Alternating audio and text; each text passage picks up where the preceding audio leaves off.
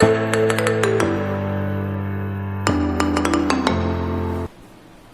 Everyone, स्वागत है आपका। हमने निषेचन की क्रियाविधि में पिछली वीडियो जो थी वो कंप्लीट नहीं हुई थी। उसमें हमने केवल 2 ही पॉइंट जो है निषेचन क्रियाविधि के जो 2 हैं पद वो कंप्लीट हुए थे। इसलिए जिन स्टूडेंट्स ने पिछली वीडियो जो हमारी देखी है वो इस वीडियो को जरूर देखें, तभी हमारी निषेचन की जो प्रक्रिया है वो कंप्लीट होगी। क्योंकि वीडियो बड़ा था, इसके लिए जो है 2 पार्ट में बनानी पड़ी। इसके लिए मैं आपसे क्षमा चाहता हूं, लेकिन बहुत अच्छा दिखाने के लिए हम डायग्राम्स के माध्यम से आपको पूरी निषेचन की प्रक्रिया किस प्रकार होती है, ह्यूमन में फर्टिलाइजेशन प्रोसेस को बहुत अच्छे तरीके से दिखाने के लिए ही इसलिए 2 वीडियो बनानी पड़ी। तो पिछला जो पार्ट था हमारा वो सेकंड पार्ट था। इस थर्ड पार्ट के अंदर ये निषेचन क्रिया कंप्लीट होती है। तो सेकंड 2 पार्ट हो गए थे। इसमें तीसरा जो पार्ट है वो है अंडाणु का सक्रियण, अर्थात जब अंडाणु का भेदन हो जाता है उसके बाद जैसे ही स्पर्म जो है इसमें प्रवेश करता है तो यहाँ पर कुछ विशेष प्रकार की क्रियाएं होती हैं जिसके अंदर अंडाणु का सक्रियण होता है, अर्थात ओवम एक्टिव हो जाता है। जैसे स्पर्म जो है एक्रोसोमल क्रिया के बाद इसको भेदता है तो ये जो अंडाणु है वो एकदम एक्टिव होता है। अब वास्तव में एक्टिव होना अपने आप में उसमें बहुत सारे चेंजेज आते हैं, फिजियोकेमिकल चेंजेज आते हैं।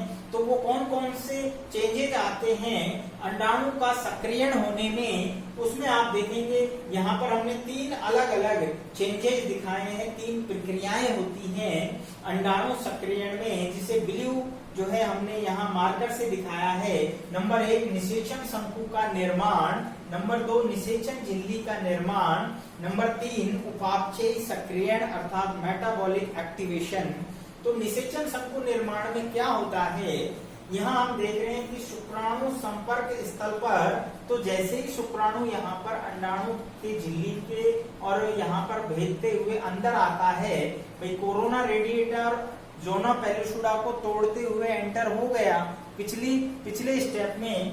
अब क्या होगा, जैसे ही ये अंडाणु के द्रव में, देखना अंडाणु के द्रव में, अंडाणु द्रव के अंदर प्रवेश करता है तो इसका जो द्रव है वो फूलकर बाहर की ओर, आप देख रहे हैं इस प्रकार ये ऐसे फूल जाता है।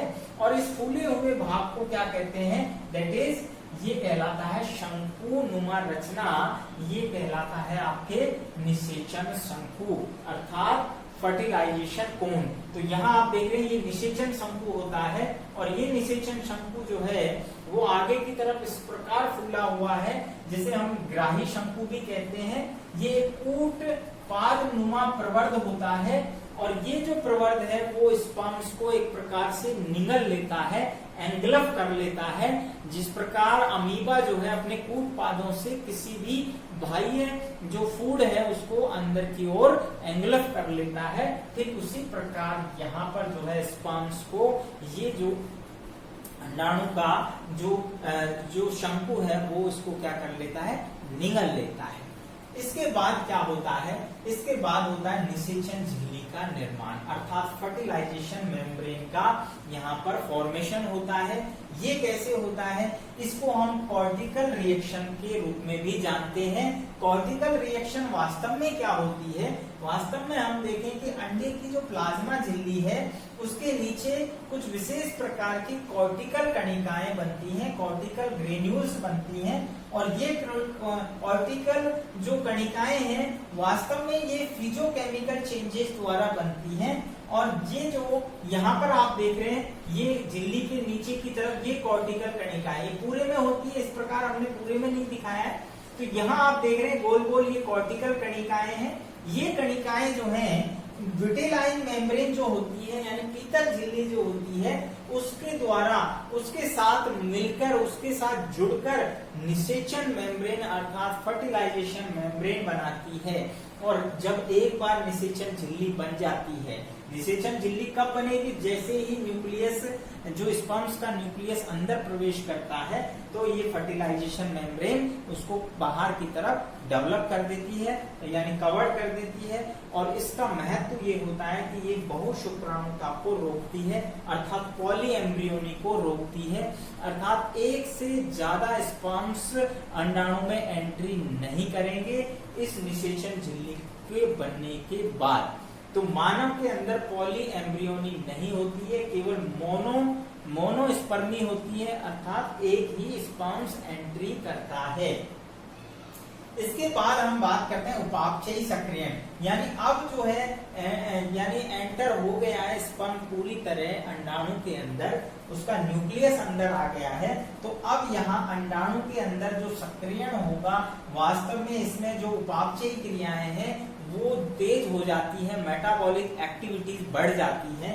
उनमें क्या क्या होते हैं हम देखते हैं कि प्लाज्मा झिल्ली की जो पारगम्यता है वो बढ़ जाती है, कोशिका द्रव में जो है विभिन्न प्रकार की गतियां होती हैं, प्रोटीन संश्लेषण की जो रेट है वो बढ़ जाती है, समसूत्री विभाजन की तैयारी शुरू हो जाती है, जिसे हम कह सकते हैं विदलन प्रारंभ होना, क्योंकि जैसे ही जाइगोट बनेगा उसके बाद डेवलपमेंट की जो प्रक्रिया है वो स्टार्ट होती है, समसूत्री कोशिका विभाजन, दैट इज विदलन यानी क्लीवेज। तो क्लीवेज की तैयारी हो जाती है, साथ ही साथ डीएनए का रेप्लिकेशन भी होता है, डीएनए का प्रतिकृतिकरण प्रारंभ हो जाता है। तो दीज आर ऑल जो प्रोसेस हैं वो कहलाती हैं उपापचयी सक्रियण यानी मेटाबॉलिक एक्टिवेशन। नेक्स्ट हम बात करते हैं, अगला जो है वो टॉपिक आएगा हमारा प्राक केंद्रकों का संलयन या उभय मिश्रण, जो कि हमारा अंतिम पद है निषेचन क्रिया का।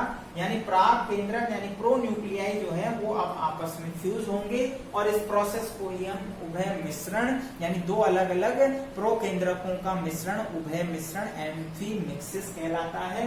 तो यहाँ आप देख रहे हैं, एक बार चित्र के माध्यम से हम समझ लें कि ये जो है जैसे ही एंट्री करेगा तो यहाँ पर आप देख रहे हैं सबसे पहले क्या होता है, शुक्राणु प्रवेश के बाद सिर और इसका जो मध्य भाग होता है वो एकदम से 180 डिग्री पर घूम जाता है, 180 डिग्री पर घूम जाता है। उससे क्या होगा कि जो न्यूक्लियस है वो पीछे आ जाता है और सेंट्रियोल जो है तारक केंद्र है वो आगे की तरफ आ जाते हैं। और ये तारक केंद्र आगे आने से क्या होगा, जैसे ही तारक केंद्र आगे की तरफ आते हैं न्यूक्लियस पीछे रह जाता है, तो उससे क्या होगा कि ये तारक केंद्र टूटकर तरकु तंतु बनाते हैं। तरकु तंतु स्प्रिंडल फाइबर जो है आगे की जो है कोशिका विभाजन को जो है निर्धारित करते हैं कि कोशिका विभाजन की तैयारी करते हैं। तो यहाँ पर जो है तारक केंद्र टूटकर तरकु तंतु बनाते हैं। इसके बाद क्या होता है कि प्रो न्यूक्लियाई जो है यानी मेल प्रो न्यूक्लियाई जो है नर प्राक केंद्रक, वो निषेचन पथ के द्वारा, जिसको हम निषेचन यानी फर्टिलाइजेशन जो है पथ कहते हैं या पेनिट्रेशन पथ कह दो, और ये शुक्राणु भेदन पथ भी कहलाता है। इसके द्वारा मादा प्राक केंद्रक यानी जो फीमेल प्रोन्यूक्लियाई है उसकी ओर आगे बढ़ता है और आगे बढ़कर वहां पर जाकर ये क्या करता है, उससे संलयित हो जाता है यानी उससे फ्यूज हो जाता है और जाइगोट का निर्माण करता है, द्विगुणित जाइगोट बनता है। जाइगोट कैसा होगा, 2n नंबर ऑफ क्रोमोसोम्स होगा, जबकि प्रत्येक प्रोन्यूक्लियाई क्या है, नंबर ऑफ जो है न्यूक्लियाई इनके अंदर क्रोमोसोम्स वो हैप्लॉइड होते हैं। फीमेल प्रोन्यूक्लियाई आप देख रहे हैं यहाँ पर, जो मेल प्रोन्यूक्लियाई है, दोनों प्रोन्यूक्लियाई यहाँ पर आप देख रहे हैं, और ये प्रोन्यूक्लियाई दोनों जो है आपस में संलयन यानी जुड़ जाते हैं। इसको ही हम क्या कहते हैं, उभय मिश्रण यानी एम्फीमिक्सिस कहते हैं। यहाँ आप देख रहे हैं जो ध्रुवीय काय है वो आगे नष्ट हो जाती है या आगे चलकर पुनः दो सेकेंडरी पोलर बॉडीज बनाती है, और यहाँ पर जो है जो द्वितीयक ओसाइड्स है वो एक सक्रिय अंडाणु बना देता है, जिसका जो प्रोन्यूक्लियाई है वो दोनों आपस में फ्यूज होकर जाइगोट का निर्माण कर देते हैं। इस प्रकार की क्रिया जो है दोनों प्रोन्यूक्लियाई के फ्यूजन को हम कहते हैं उभय मिक्सिस या एम्फीमिक्सिस। इसके बाद कुछ जो है निषेचन से संबंधित कुछ फैक्ट हैं उनको देखते हैं, कुछ महत्वपूर्ण पॉइंट्स। इसमें कुछ टॉपिक था कि निषेचन की रासायनिकी, ये एक टॉपिक महत्वपूर्ण है जो अपनी राजस्थान बोर्ड की बुक के अंदर नहीं है, लेकिन क्वेश्चन वहां पर पूछा गया है। उसमें महत्वपूर्ण क्वेश्चनों के अंदर इससे संबंधित क्वेश्चन पूछा गया है, तो आपके लिए महत्वपूर्ण है, इसलिए इसको ध्यान से समझें। निषेचन की रासायनिकी अर्थात केमिस्ट्री ऑफ फर्टिलाइजेशन। तो यहाँ पर आप देखते हैं कि कुछ विशेष प्रकार के पदार्थ होते हैं निषेचन क्रिया में, कुछ विशेष प्रकार के पदार्थ स्रावित होते हैं, उन्हें गैमॉन्स कहते हैं, उन्हें गैमॉन्स कहते हैं। और ये गैमॉन्स जो हैं वो दो प्रकार के होते हैं। शुक्राणु द्वारा जो स्रावित गैमॉन्स हैं उन्हें एंड्रोगैमॉन्स कहते हैं, जबकि अंडाणु द्वारा स्रावित गाइनोगैमॉन्स कहलाते हैं।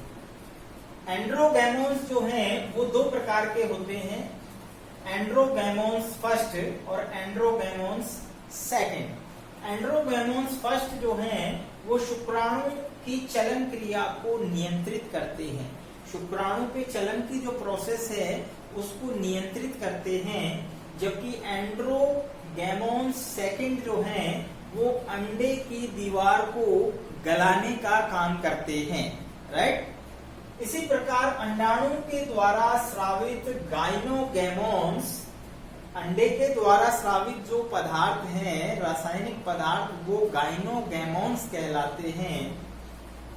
गाइनोगैमॉन्स भी अगेन टू टाइप्स के होते हैं, गाइनोगैमॉन्स फर्स्ट एंड गाइनोगैमॉन्स सेकंड। गाइनोगैमॉन्स फर्स्ट जो हैं वो एंड्रोगैमॉन्स फर्स्ट के प्रभाव को शून्य करते हैं, अर्थात जरूरत पड़ने पर एंड्रोगैमॉन्स फर्स्ट के प्रभाव को ये शून्य कर देते हैं, जबकि गाइनोगैमॉन्स सेकेंड शुक्राणु को चिपचिपा बनाते हैं, शुक्राणु को स्टिकी यानी चिपचिपा बनाते हैं ताकि वो अंडाणु की सतह जो है उस पर आकर आसानी से चिपक सकें। तो इस प्रकार यहाँ जो निषेचन की केमिस्ट्री जो है उसके अंदर गैमॉन्स जो है वो स्रावित होते हैं, इनसे संबंधित भी क्वेश्चन महत्वपूर्ण क्वेश्चंस बनते हैं। आगे की हम बात करें तो नेक्स्ट हमारा इसमें छोटा सा टॉपिक है निषेचन का महत्व। आखिर फर्टिलाइजेशन क्रिया का सिग्निफिकेंस क्या है। सिग्निफिकेंस की अगर हम बात करें तो हम सभी जानते हैं कि अंडे को पूर्ण परिपक्वन के लिए उद्दीपित करता है। जैसे ही निषेचन होगा उसके बाद ही जो अंडा है वो परिपक्व होगा पूरी तरह से, वो आगे की प्रक्रिया वो उद्दीपित होगा, उसके लिए एक्टिवेट हो जाता है। अंडाणु में समसूत्री विभाजन विदलन को प्रेरित करता है। हम जानते हैं कि जो निषेचन के बाद जायगोट में जो समसूत्री विभाजन होते हैं उनमें अंतराल अवस्था नहीं होती है। ऐसे समसूत्री विभाजन को हम भ्रूणीय विभाजन अर्थात विदलन कहते हैं, और ये विदलन जो है आगे भ्रूणीय परिवर्तन की पहली प्रोसेस होती है। युग्मनज में गुणसूत्रों की संख्या द्विगुणित करता है, अर्थात जो जायगोट होता है उसमें निषेचन के समय क्या होता है, जो मेल और फीमेल गैमेट्स के जो प्रोन्यूक्लियाई हैं, हैप्लॉइड प्रोन्यूक्लियाई, वो आकर यहाँ पर फ्यूज होते हैं, अर्थात मानव के अंदर 2n बराबर 46 क्रोमोसोम्स हो जाते हैं। हम जानते हैं कि यहाँ पर जो है साथ ही साथ में यहाँ आप देख रहे हैं लिंग निर्धारण में भी सहायक है। यानी हम जानते हैं कि स्पर्म्स के अंदर या तो X क्रोमोसोम्स होंगे या Y क्रोमोसोम्स होंगे। तो ये डिपेंड करेगा कि स्पर्म्स X क्रोमोसोम्स वाला है तो उससे जो संतति में लिंग निर्धारण जो है वो फीमेल संतति बनेगी, जबकि अगर Y क्रोमोसोम्स है तो उससे नर संतति अर्थात मेल जो है फीटल जो है तैयार होगा। तो लिंग निर्धारण में यानी सेक्स डिटर्मिनेशन में भी जो है यहाँ पर निषेचन का महत्व होता है। नेक्स्ट हम बात करें तो दो जनकों के लक्षणों को संयुक्त कर उद विकास में सहायक होता है। यानी दोनों जनकों के, दोनों जो पेरेंटल है, दोनों पेरेंट जो होते हैं उनके युग्मकों के द्वारा जो जीन्स जा रहे हैं उनके अंदर वही लक्षण जाते हैं, अर्थात पेरेंट्स के लक्षणों की वंशागति भी हो रही है। साथ ही साथ हम यहाँ यूं कह सकते हैं कि पेरेंट्स के लक्षणों की वंशागति होती है और वो संयुक्त रूप से आगे चलकर यानी डेवलपमेंट जो है एवोल्यूशन को यानी एक प्रकार से सहायक होते हैं। एवोल्यूशन में हम जानते हैं एवोल्यूशन की जो प्रक्रिया है, डार्विन ने बताया था कि लगातार नए लक्षण जब आते हैं, नए लक्षण कब आते हैं? लैंगिक जनन के दौरान, जब युग्मकों के अंदर अलग अलग जो है जीन्स आपस में मिलते हैं तो उनसे संतति के अंदर हाइब्रिड संतति बनती है और नए लक्षण क्रिएट होते हैं जो आगे चलकर उद विकास के लिए कच्ची सामग्री यानी वेरिएशंस जो है कच्ची सामग्री होती है उद विकास के लिए। ये बात डार्विन ने भी बताई थी। नेक्स्ट, लिंग निर्धारण में सहायक है, ये बात क्लियर हो गई थी। नेक्स्ट है निषेचन कला पॉलीस्पर्मी को रोकती है, अर्थात निषेचन मेम्ब्रेन जब बन जाती है फर्टिलाइजेशन के बाद तो वो क्या करती है, बहु शुक्राणु का, जिसकी हमने पहले भी चर्चा की थी, यानी एक शुक्राणु के प्रवेश के बाद निषेचन कला बन जाती है तो इसको हम बोलते हैं मोनोस्पर्मी। लेकिन यदि मान लीजिए एक से अधिक स्पर्म एंटर करते हैं तो उसे पॉलीस्पर्मी कहते हैं। लेकिन मानव के अंदर पॉलीस्पर्मी को ये रोकने में सहायक होती है निषेचन कला। नेक्स्ट, मैथुन पथ जो होता है, कॉपुलेशन जो पथ है वो विभाजन या विदलन के तल को निर्धारित करता है। ध्यान रखना कि जिस पथ से जो है मैथुन पथ जिसको हम कह रहे हैं जो स्पर्म आता है उसी पथ से ये निर्धारण होता है कि विभाजन जो है जब जाइगोट के अंदर पहला डिवीजन होगा यानी विदलन होगा तो वो कौन से तल पर होगा। जैसे मानव के अंदर पहला विभाजन अनुप्रस्थ तल पर होता है। नेक्स्ट है अंडाणु की उपापचयी क्रिया तीव्र करता है। अंडाणु के अंदर हमने देखी थी विभिन्न प्रकार की जो मेटाबॉलिक क्रियाएं होती हैं वो एक्टिव हो जाती हैं। ये सब जो है निषेचन के बाद ही होता है। तो ये निषेचन के सभी जो है महत्व होते हैं। आज की जो वीडियो थी वो हमारी निषेचन क्रिया की जो लास्ट 2 स्टेप्स थे वो हमने कंप्लीट कर लिए और निषेचन क्रिया का महत्व भी हमने यहाँ बता दिया। इस प्रकार हमारी निषेचन की क्रिया और निषेचन प्रक्रिया का जो पूरा जो हमारा लेसन था ये इसी पर आधारित था। तो ये कंप्लीट होता है। अगर आपको कोई भी प्रॉब्लम किसी भी टॉपिक से संबंधित है तो आप कमेंट में टाइप करके नीचे आप मुझे भेज सकते हैं। आपके लिए अच्छा वीडियो बनाने का प्रयास करेंगे। देखते रहिए लगातार।